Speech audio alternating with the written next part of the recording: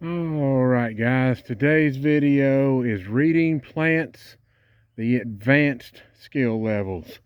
So advanced is anybody that can read trace mineral deficiencies. So the first video was reading plants, the basics, was an extremely vanilla video as far as what you can see on plant growth. So obviously by looking at the plot here from a distance, it looks like everything's fantastic, right?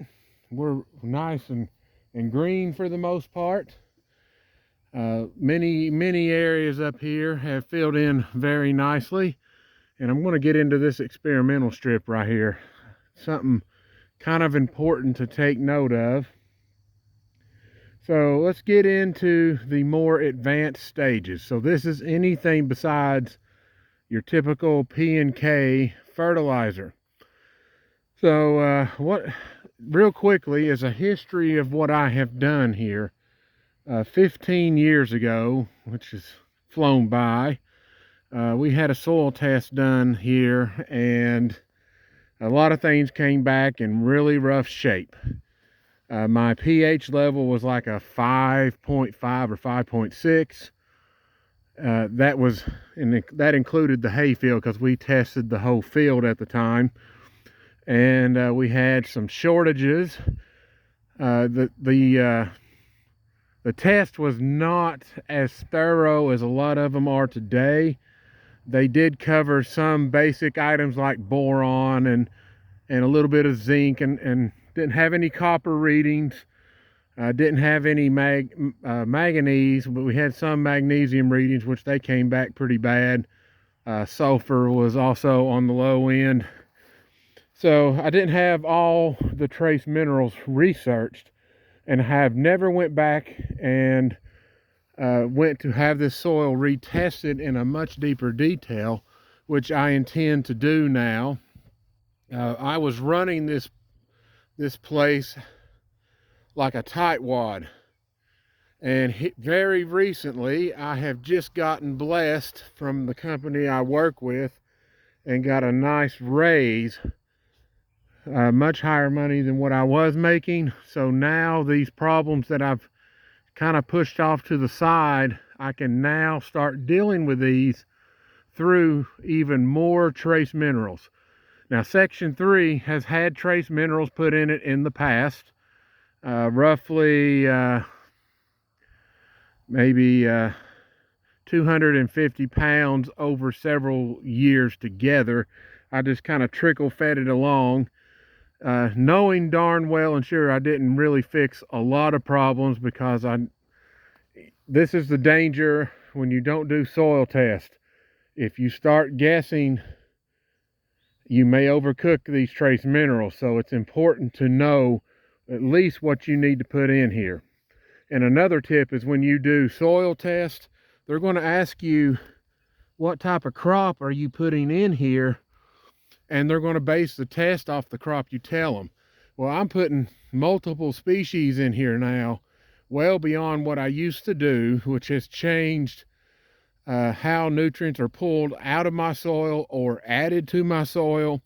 So there's a lot of trace minerals in here that were efficient enough in the beginning, but now that my plot is advancing more and more, and these newer species are coming along, their requirements may be higher on some of these trace minerals, and it starts robbing other plants of the trace minerals they need to function. So let's get into the closer look at what's going on here. And I believe there are several items to address in this food plot, and that is every section. So there's not one section in here that's performing how it could be. Section 3 is growing good enough, in my opinion, that I'm not using P&K fertilizer. I believe that end of the problem is fixed. So now we're getting into a deeper dive, and we're going to do above the soil and below the soil when it comes to reading plants. So let's start off with soybean. Got a great indicator here right off the bat that something is wrong. Yes, they look great from the camera's point of view, but can you see an issue before I say anything? Doesn't matter which species it is. Do you notice something? I'll just do some slow movements here. Can you pick out something that is wrong with these plants? All right, pause the video if you don't want to hear the answer right away, and then I'll tell you what the problem is. So we have an issue in the soil, and if you've noticed here, there's holes all in these leaves. This is a warning sign that something is wrong. That is not bug holes in your leaves. That is a trace mineral shortage. And the trace mineral name is manganese. Not magnesium, but manganese. So this area here, matter of fact, the whole plot looks the same way. There's holes in my sunflowers, soybean, the buckwheat. I've even found a few holes in some of the sorghum leaves, which they're not showing it near as bad as some of these other species are. The volunteer turnips and the daikon radishes that I've set out up here are littered with holes. So we have an issue to fix, and this is only one step that I'm doing, which is manganese and sulfur. Sulfur helps with protein transfer to your leaves. If your sulfur level is not high enough, you'll start losing nutrition value as far as protein and some of your other nutrients. So it's important that sulfur is at least in the adequate stage. I also have a new set of trace minerals on order, and this is the first time I'll be trying them, but it has 70 trace minerals in it. So we'll see how that pans out, and this is going to be my guinea pig. Section 3, because it already grows, as far as consistency, the best versus the other sections. However, I want to note something here, because this year, it took me 6 years to be free of fertilizer as far as P and K right here. I want you to notice something about section 4, and it's only in its second year.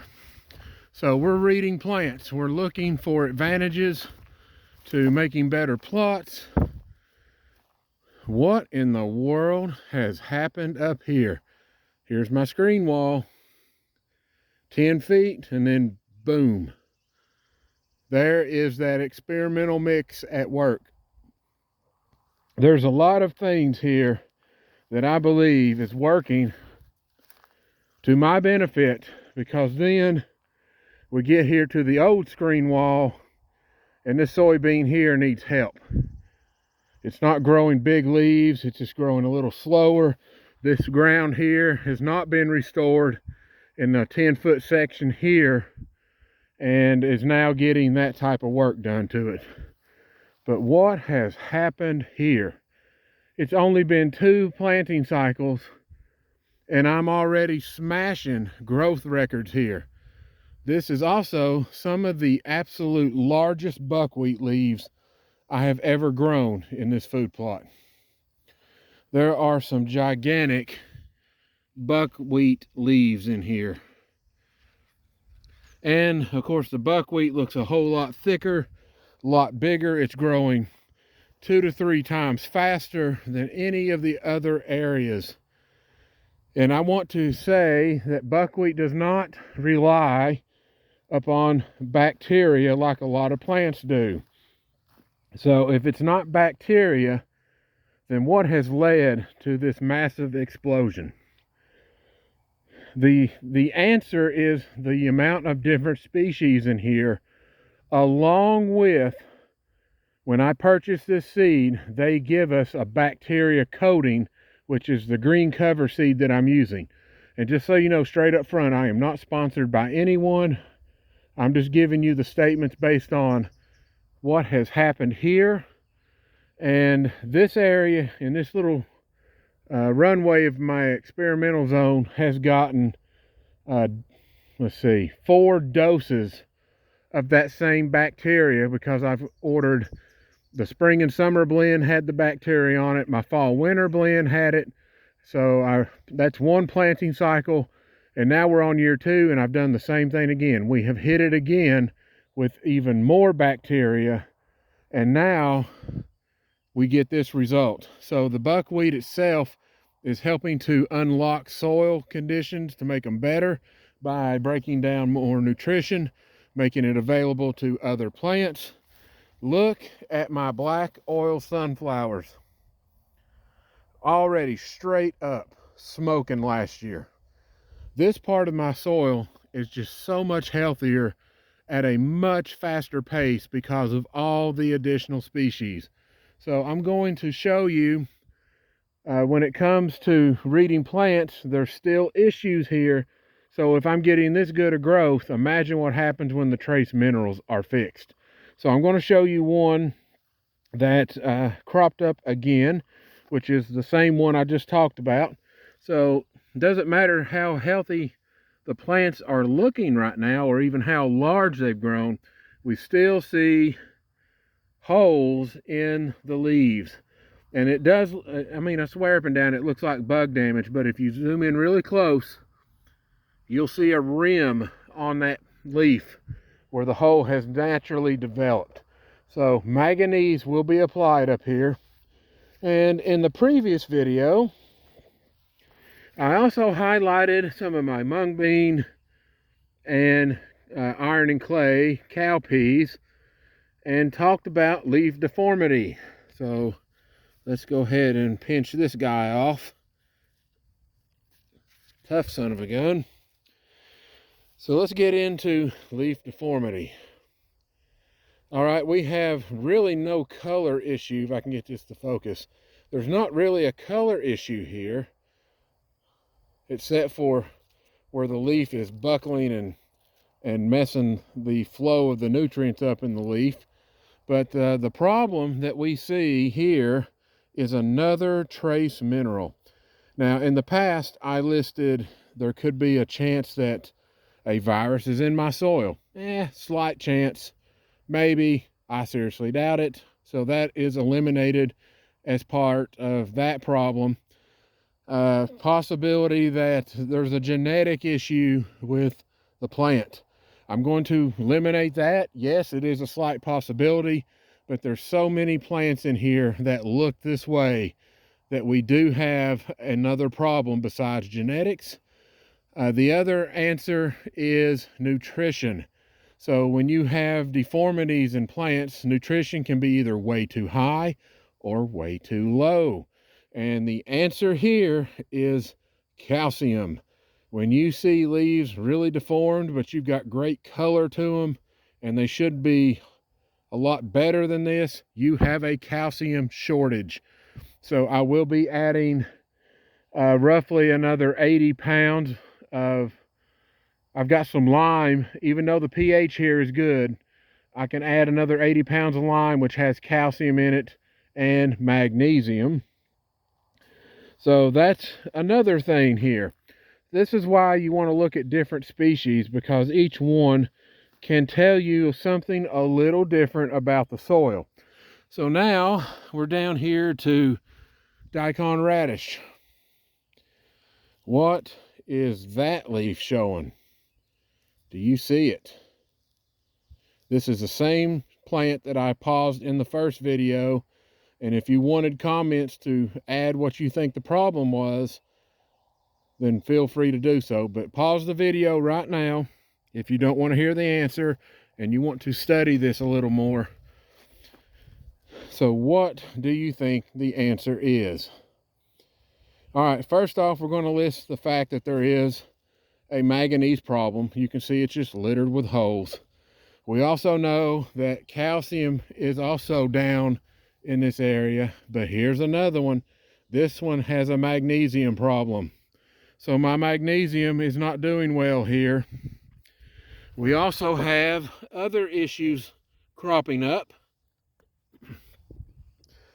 Here is a cowpea that has some issues. we have a different leaf structure problem here now, and it's almost yellow. This is not a nitrogen deficiency in this case. This is actually an iron deficiency. So iron, another trace mineral that is barely functioning or really depleted in spots of my food plot. So we got to fix multiple trace minerals here. So if you see light colored leaves, you could have iron or you could have nitrogen. There's a chart and a gauge you can go by to look at this.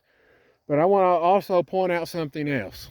So up here is section 2, and standing from a distance, which I don't know how well the camera's picking it up, but when I eyeball it, I can see something else standing out to me versus some of these other places. And that would be the plants that I have as far as my cowpeas and my mung bean plants. There is something else going on here for the better than versus some of my other species. So let's get over here. I think this will be a better example. So we get here to where we have soybean growing, and then right here is some of our deformed leaves, although they are starting to look better. But let me pull one of these out. Oops, it would help if I would not break them. Let me grab one from down here. It's not going to matter if I lose one from here. So let's grab this guy, and then I'm going to pull one more. Let's grab you. All right, so now I've got some good examples here. I want you to see that when it comes to reading plants, that my cowpeas are a much darker green color than my soybean. So what is going on with my cowpeas versus my soybean? Here comes the advanced part. The nitrogen in this plant is higher than my soybean. Why is my nitrogen higher if I haven't put any additional fertilizer in here? Why is this higher? The answer is these guys. Hold on a second. Let me get it to focus for you. See those big old bumps? That is bacteria pumping nitrogen into this plant. Now, here is my other cowpea. Look at how many it has on it. So now, here's the other thing. Okay, if I've got this much bacteria pumping nitrogen here, obviously the first sign is dark green leaves, which is what you're seeing.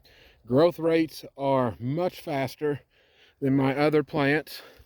But why is my soybean not jumping out as fast as my cowpeas? Part of it is cowpeas are very aggressive. So if you've got aggression, there's a third one. I just grab it, pull it up. Look at that bacteria. Oops. Absolutely fantastic. And you can see soil is sticking to the roots here. So this is healthy soil working to improve a food plot. Now let's grab a soybean plant and let's test him. Let's grab this one right here. Look at that. The more of these nodulars you find, the better. So this soybean plant is actually on par with nitrogen. So the nitrogen is not the issue, it's the trace minerals that are causing these leaves to be smaller and lighter green. You can only hide issues in your soil for so long, and these leaves should be deep green, and they're not quite there. That's pretty good, but these other leaves are not what I want. So by reading plants, I have been able to determine that there are problems in my soil. So again, by being able to read plants, you can address these issues yourself. If you don't do a soil test, I'm just going to say this warning about it. By not doing soil tests, you will be guessing, and I brought it up already, but you could cook your ground with trace minerals. So you got to make sure you do the right thing and get your soil test to see where you land. Or you can do the other method, which is how I treat boron. Go light. Then work your way up until you see you're kind of in that pocket to where things are growing fantastic. After that, don't add any more. But if you do the soil test, it will help you save money on your initial problems that you can address. Look at these cowpeas. I mean, we have big time growth down here. Big growth. This fast, this early. And let's grab this guy. But look at that root. Most likely grew on a rock, and very little nodulars here. So the nitrogen output is going to be lower in this plant, but yet we have better growth. If you notice something, there are fewer holes in these leaves. There's also less deformity in these leaves. My plot would look more, well, it would be better than this still, but it would be much better across the board when these trace minerals are fixed. That root right there had a rough start. That is one ugly corkscrew. But if you notice something, the tap root went straight down. I have broken through what used to have been my hard pan because I skimmed the soil. So that's a good sign that since I lightened my tilling up, that it is getting a deeper root than what I had. Yes, there are rocks and rocks and rocks in here that will slow me down.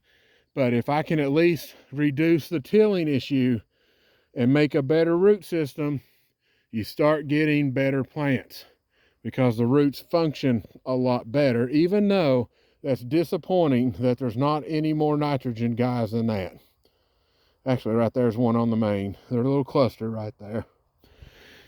So there you go, guys, an advanced tutorial.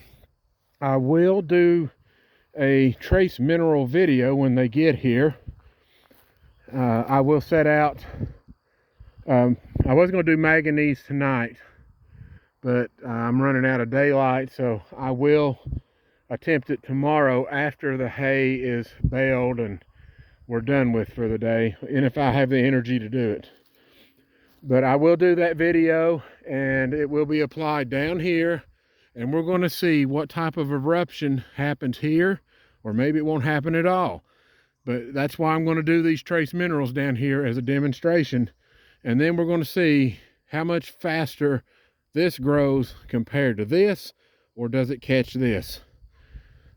I mean, it is absolutely ridiculous how fast this section of my food plot is grown in leaps and bounds. Usually I do not have a jump like this from year to year, but it is usually a noticeable jump. But this is just light years faster than my previous planting types. So again, taking note of this, multiple species working for me. So you all have a great day.